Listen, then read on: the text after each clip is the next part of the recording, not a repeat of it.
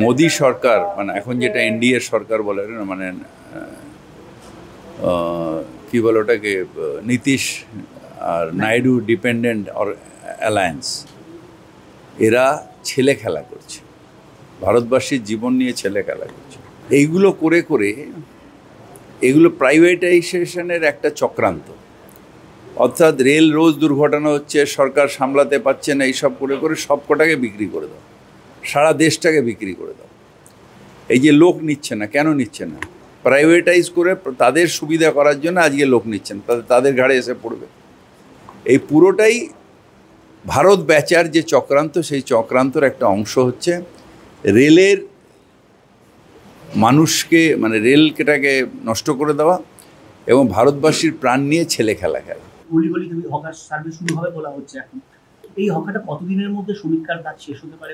সমীক্ষার কাজ মেন রাস্তাগুলো সব শেষ হয়ে গেছে। এবার কোথাও স্ট্রে একটা দুটো হকার গলিতে পড়ে আছে, সেটাও আমরা নিয়ে নেব, নিয়ে আমরা নবান্ন এই রিপোর্টটা খুব শিগগিরই জমা দেবো। আর এই বিষয়ে বারবার করে আজকেও একটা রেল দুর্ঘটনা, রাঙামাটিতে আবারও রেল দুর্ঘটনা হয়েছে, গতকালও হয়েছে, বারবার রেল দুর্ঘটনা।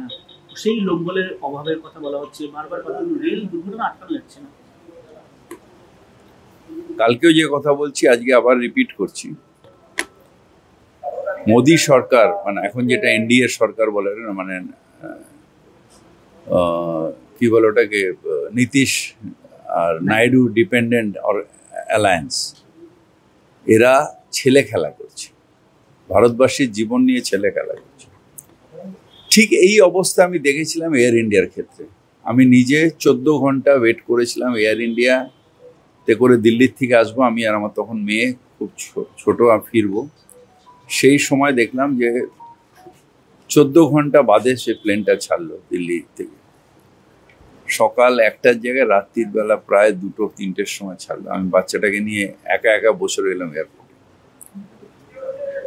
তারপর ন্যাচারালি ভয় আর কোনোদিন এয়ার ইন্ডিয়ার টিকিট কাটিনি যতদিন না গভর্নমেন্টে ছিল।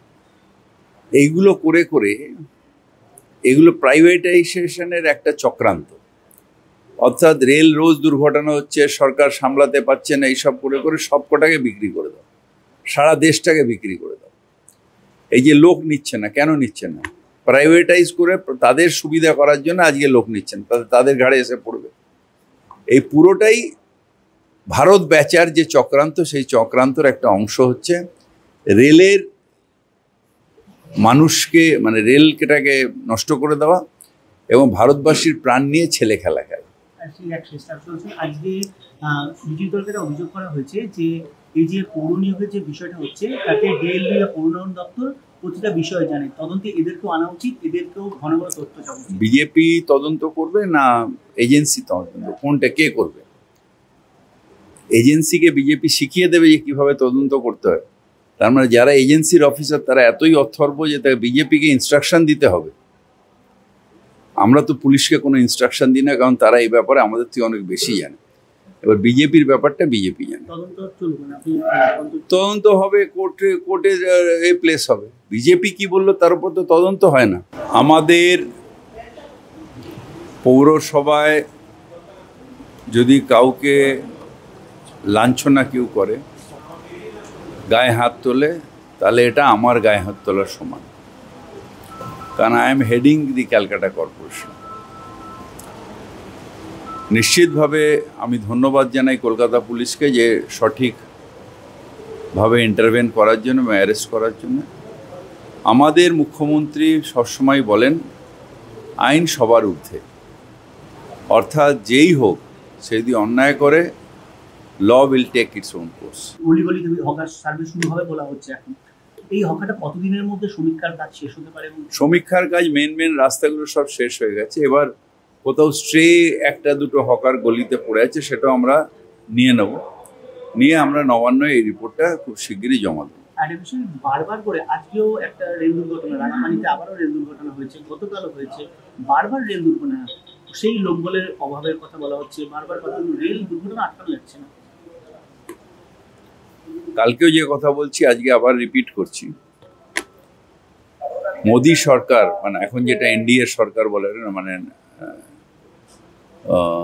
কি বলে ওটাকে, নীতিশ আর নাইডু ডিপেন্ডেন্ট অর অ্যালায়েন্স, এরা ছেলে খেলা করছে, ভারতবাসীর জীবন নিয়ে ছেলে খেলা করছে।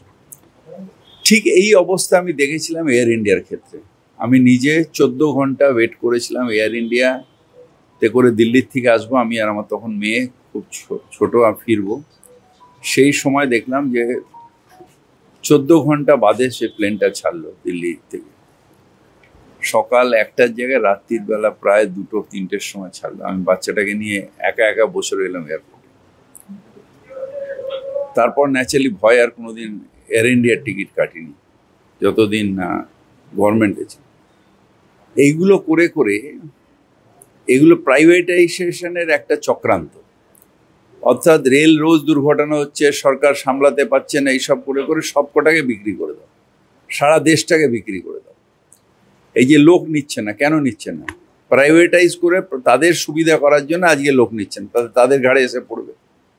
এই পুরোটাই ভারত বেচার যে চক্রান্ত, সেই চক্রান্তর একটা অংশ হচ্ছে রেলের মানুষকে, মানে রেলটাকে নষ্ট করে দেওয়া এবং ভারতবাসীর প্রাণ নিয়ে ছেলে খেলা খেলা।